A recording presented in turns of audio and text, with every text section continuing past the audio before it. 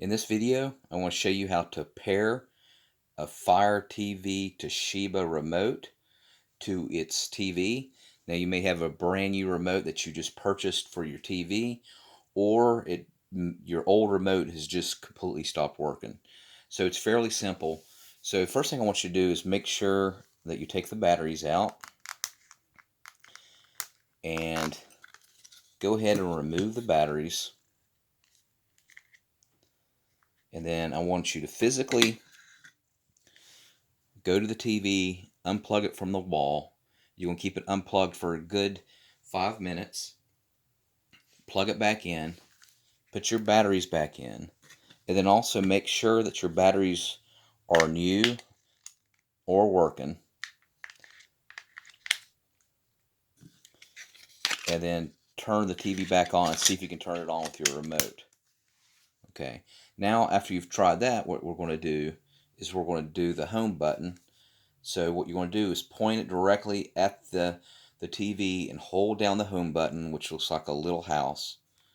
And you want to point it directly for at least 30 seconds and don't let go. Release and see if it works. If it doesn't, try again by going closer to the TV, holding the home button down for 30 seconds, and then see if that will work.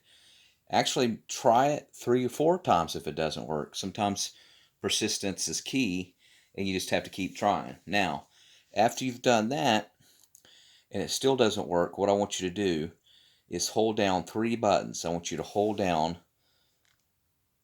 the back button, which looks like this, the back button, the left button, which is the left of this little round thing. It's the left, and then the 3 little lines.